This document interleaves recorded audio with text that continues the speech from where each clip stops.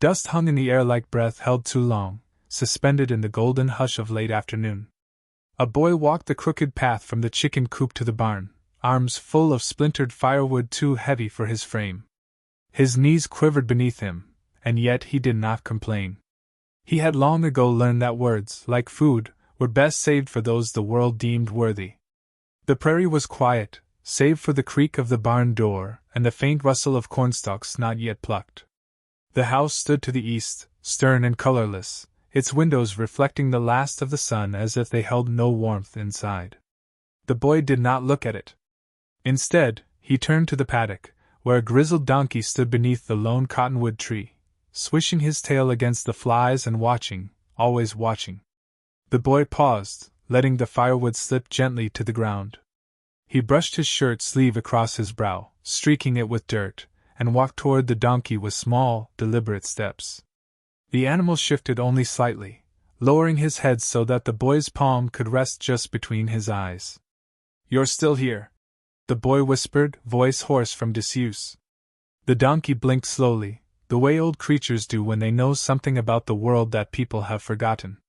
Inside the house, the door slammed. The boy flinched. The donkey did not move. Her voice cut through the air like a dry branch breaking, harsh, impatient. "Where in God's name have you been?" He turned, shoulders drawing tight like rope around his chest.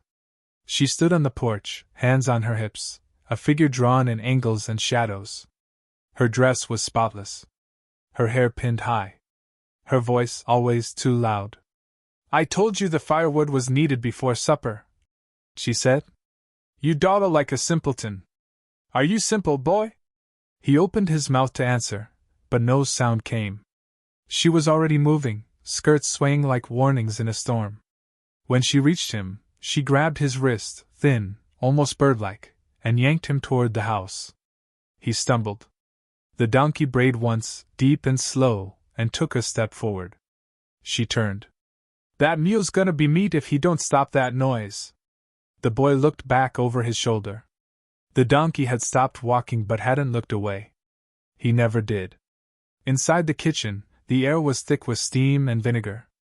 Pots clattered, the stove groaned, and she pushed him toward the corner where a peeling stool waited like a punishment.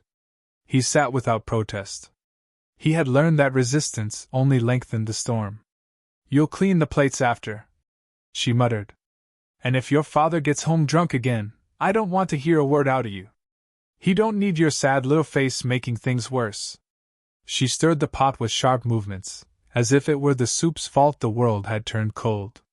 He watched her, not with anger, but with the kind of quiet children learn too early when love is conditional. His father returned after dark. The door creaked, boots scuffed wood, and the boy sat straighter.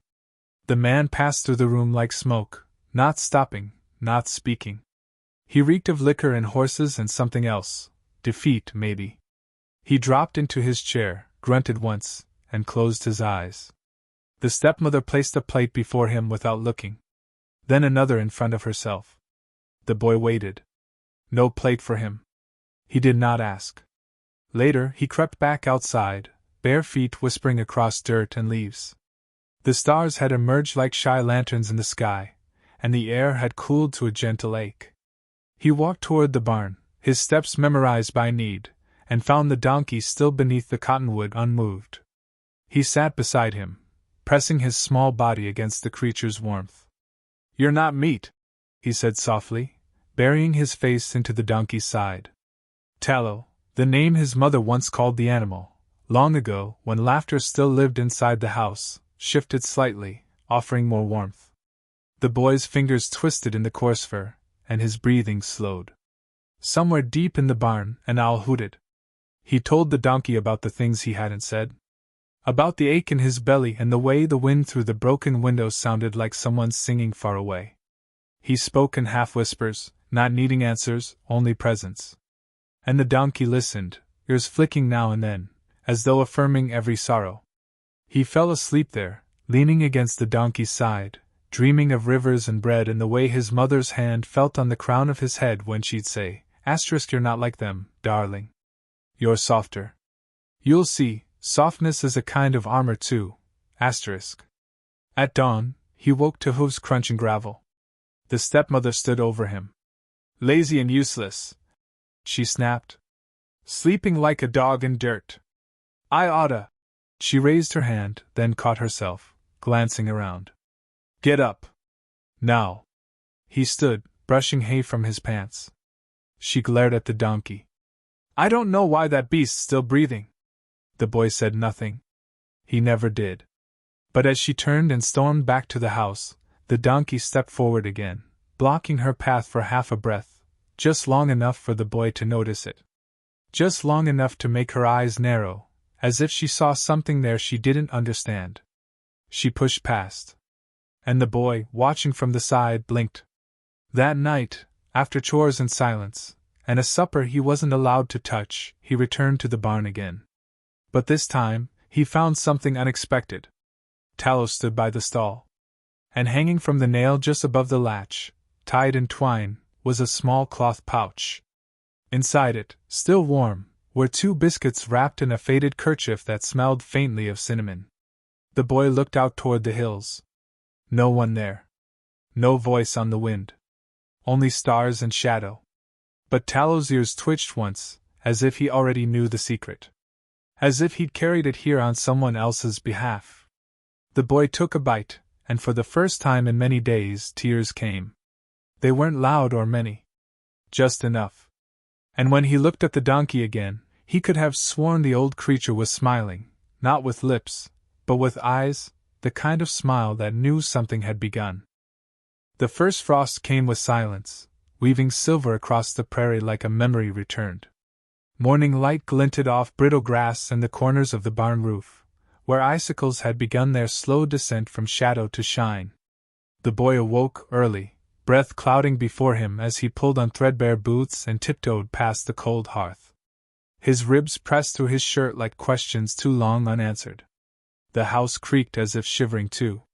He passed through it without sound, slipping into the yard where the horizon lay flat and forgiving. The air bit at his cheeks, but he didn't flinch. Winter had a way of clearing the noise.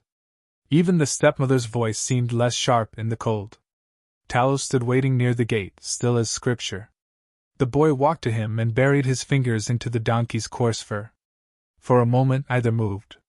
There was comfort in that kind of stillness, an understanding older than words. The barn door groaned open, hinges protesting like old bones. The boy gathered feed with numb fingers, scattered hay, then checked the troughs, humming under his breath to fill the silence. A tune with no name, just a rhythm his mother once tapped on the windowsill when rain fell too hard to sleep. Midday came with a pale sun and the stepmother's demands. She had him sweep the entire porch twice, then scrub the pots that hadn't been used. When he paused too long between tasks, she smacked the back of his head with a wooden spoon, not hard enough to bruise, but sharp enough to remind him.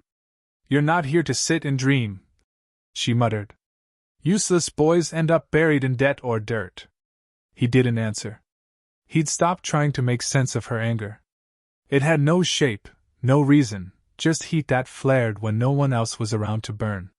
That evening, the wind picked up. Dry leaves scratched along the edge of the fence like they, too, were searching for shelter. The boy returned to the barn, breast shallow, stomach hollow. He sat beside Tallow again, resting his back against the donkey's flank. The warmth bled into him slowly. He pulled from his pocket a small object wrapped in a piece of cloth, a hand-carved whistle, smooth and simple, given to him by the blacksmith a week earlier. The blacksmith had found him gathering kindling near town, and handed it to him without a word, just a nod. Not all songs need ears to be heard, he'd said, then returned to his forge without waiting for thanks. The boy lifted the whistle to his lips and blew softly. The sound was barely more than a sigh, a whisper through hollow wood, but Tallow turned his ears and leaned in. The boy smiled, just a little, and played again. Over the next days he returned to that corner of the barn each night. Sometimes he spoke. Other times he only played. The donkey listened all the same. One afternoon, while hauling water back from the creek, he saw a figure waiting by the fence. Widow L, tall and thin, wrapped in wool, with eyes that missed nothing. You look thinner than last frost, she said gently. He paused, unsure if he was allowed to answer. She didn't press. Instead, she reached into her satchel and pulled out a biscuit, still warm. I made too many. He took it with both hands, nodding once. As he turned to leave, she added, That donkey of yours watches you like a mother hen. Makes me think someone ought to do the same. The boy said nothing, but that night, tucked in straw beside Tallow, he unwrapped a second biscuit left by the barn door. He ate it slow, like a prayer. Days turned colder. The stepmother's cruelty deepened with the chill, and the boy bore it with the silence of snow gathering in shadow. One morning, he spilled a bucket of milk. She slapped him hard enough that his ear rang, then dragged him by the collar and locked him in the root cellar until dusk. He curled beside jars of pickled things and imagined he was somewhere else, somewhere warm, where voices didn't wound. When she opened the door, she tossed a piece of bread at his feet and walked away without a word. The next evening, he sat in the barn and pressed the whistle to his lips again.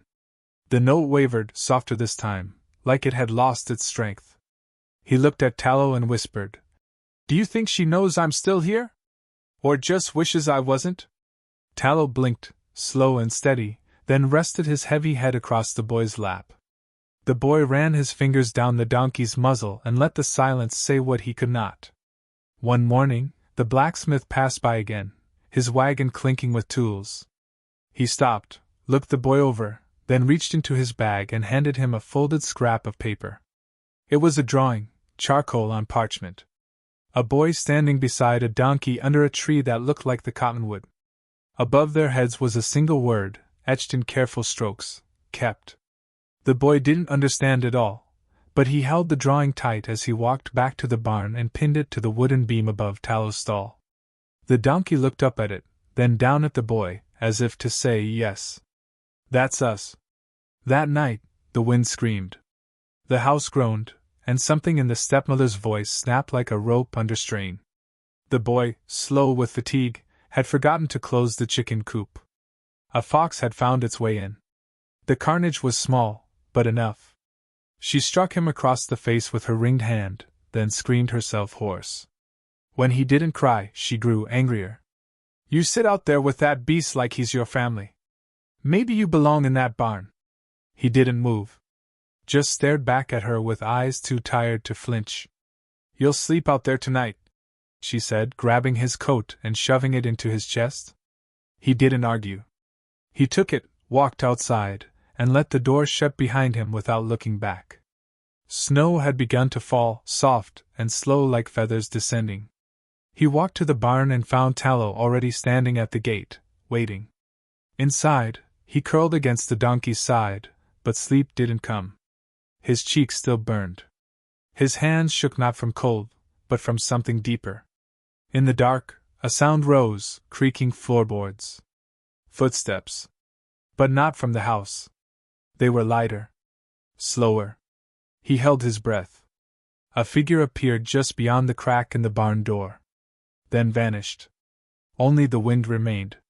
But the boy rose, walked to the door, and opened it. And there, on the fence post, tied in a red ribbon, was a folded piece of paper. On it, a single sentence, written in the blacksmith's bold hand. She won't win. Snow lingered along the fence post like forgotten sugar, melting in slow drips beneath a sky too pale to weep. The boy moved carefully across the yard, balancing a chipped pail of feed in numb fingers. His coat was thin, borrowed from the blacksmith's own boy who'd passed years ago, and the cuffs swallowed his hands. His breath came in clouds, but he made no complaint. His body had learned to bend without breaking, or so he thought. Inside the house, the stepmother moved like a wasp trapped in a jar, pacing, slamming drawers, muttering venom under her breath. She'd spent the morning scrubbing the same pen 3 times, though it hadn't been used in days. Something inside her had begun to unravel, and the thread now tangled around everything she touched. The boy kept his distance. He'd come to know the signs, when her jaw clenched, when her fingers twitched against the hem of her apron. Those were the days to speak less, move softer, disappear if possible. He stepped into the barn and was met with the earthy breath of hay and old wood, the air warmer where the animals lived. Tallow blinked at him from the far corner, chewing slowly, tail swaying in rhythm with nothing in particular. The boy gave him half the feed and sat down beside him, resting his cheek against the donkey's side. The warmth there was familiar, deeper than fire, steadier than time. He closed his eyes just for a moment. When he returned to the house, the stepmother was at the table, face flushed, hands wrapped tight around a chipped mug. She looked up sharply. "Where've you been?" "I fed Tallow," he said, careful with his tone. "Of course you did," she sneered. "You care more about that beast than you ever did this house. Or your father. Or me." He didn't answer. She hated when he was silent, but hated his voice more. There was no right choice, only less wrong ones. "I saw Widow L outside yesterday," she said, voice cold now, deliberate. "She was looking at you like you were hers. Is that what you want? To be pitted like some stray dog?" He blinked, but did not speak. She stood suddenly, chair scraping against the floorboards like a scream. "You think you're special, don't you? With your sad little songs and that ugly animal following you everywhere like it's got some divine purpose." Still, he said nothing. Her hand came down fast, across his face, then again across his back, not hard enough to maim, but sharp enough to shame. He gasped once, but only once. "You're nothing," she said. "Not even a mouth to feed. Just a shadow with no reason to be." He curled his hands into fists but did not raise them. Instead, he turned and walked out the door, not quickly, not in fear, but in that quiet way people do when they know no apology is coming. He didn't cry. The sun dipped low, bleeding orange across the snow, and he walked without direction, only away. Toward the fields, toward the place where the land spread out like a held breath. His feet led him to the smokehouse, a squat, gray structure hunched at the edge of the property. He opened the door and stepped inside. The cold clung to the walls here, thick with ash and old bones. He sat down on the floor, tucked his knees to his chest, and tried to remember his mother's voice. It came to him slowly, like water trickling through a dry well. "You are the light, darling. The world may not see it, but you carry it anyway. He whispered the words to himself until they felt real again. Then the door slammed shut. Metal scraped. A bolt slid across from the outside. Darkness. He didn't yell. Not right away. Not for her. Only after the cold set into his fingertips did he press his lips to the whistle, the one the blacksmith gave him, and blow. A single note, low and thin, like the cry of something lost in the woods. Then again. And again. Outside, the wind stirred. Trees groaned. And in the field, Tallow raised his head. The donkey trotted to the smokehouse first, ears twitching, nostrils wide. He circled the building, hooves striking frozen earth. Then he brayed, long and loud, his voice a trumpet in the dark. No answer came. He backed up, eyes fixed on the wooden door. And then he ran. The first hit cracked the air like thunder. The second splintered wood. The third, he broke through. Inside, the boy blinked at the sudden light. Tallow stood framed in the doorway, chest heaving, steam rising from his back like smoke from a forge. The boy crawled forward. The donkey nuzzled his head into the boy's shoulder. He didn't speak. He only leaned into him and let the tears come. From the main house, neighbors began to gather. Widow L was among them, along with the blacksmith and two others who'd seen the donkey charge across the field like a spirit summoned from the soil. The stepmother came to the door, mouth already twisted in denial. "He snuck in there," she began. "He lies. The boy lies." But no one listened. The sheriff arrived by sunset, slow-moving and quiet-eyed. He crouched before the boy and asked nothing. Instead, he looked at Tallow, still standing guard, and nodded once, like a man who's seen enough truth in his time to know it when it looks back at him. That night the boy slept in Widow L's spare room, wrapped in quilts that smelled of cinnamon and lavender. She did not ask him to speak. She only set down a cup of warm milk beside his bed and touched his shoulder once, gently. The donkey slept just outside, curled in straw. His body bore a fresh wound above the shoulder, a split where wood had bitten flesh. But he did not stir. In the darkness, the boy pressed the whistle to his lips again and played, not a cry this time, but a song. Something soft. Something new. In the morning, the wind carried the sound across the hills, and people said they heard a hymn where there had been none. And behind the barn, where frost still clung to the fence rails, fresh hoofprints led not away, but toward, directly to the place where the wall had once held, and where, now, it no longer did. Certainly. Here is section 4. The Boy Who Was Carried, told in the poetic, emotionally layered style you've asked for, with a soft but powerful tone, exactly 1000 words. Night did not fall gently that day. It crashed down like a shudder in the wind, all sharp corners and sudden cold. The prairie, once golden with the hush of late summer sun, now lay bruised in blues and silvers. And through it, the boy walked alone, barefoot, hunched against the wind, his shirt stiff with dried blood from a split lip earned for daring to whisper no. The donkey had followed, slow and soft like a ghost tethered to grief. Hooves pressed delicate dents into the dust, as if it feared waking something sleeping beneath the land. Its bray had grown quiet since the boy had been punished that morning for losing a tin cup, though he hadn't lost it. She had thrown it, stepmother. Thrown it hard enough to dent the wall, and then blamed the boy when it cracked. He hadn't cried then. Nor when she struck him. Nor when she dragged him by the collar, whispering curses with venom soft enough to coat a knife. But he cried now. Silent, open-mouthed sobs that made no sound, just trembled out of his bones. The kind of crying that didn't seek pity, only release. Each tear vanished before it could fall, claimed by wind or dried by fear. Behind him, the house faded like a nightmare before dawn, wood slats shadowed, the porch creaking with absence. No one called his name. No one ever did. He didn't know where his feet were carrying him. He just knew forward was a way. They walked until the moon came out, round and solemn. It watched like an old friend who had seen too much but never spoke of it. And under that pale guardian, the donkey nudged the boy's arm with its nose. The boy stopped. His legs ached. He felt hollow, like the fire in his chest had burned itself out and left nothing but smoke. Still, he turned and rested his forehead on the donkey's brow. Its breath was warm, its skin dusty. It smelled of sagebrush and something older. Something like memory. You understand, don't you? The boy thought, though he said nothing aloud. The donkey huffed.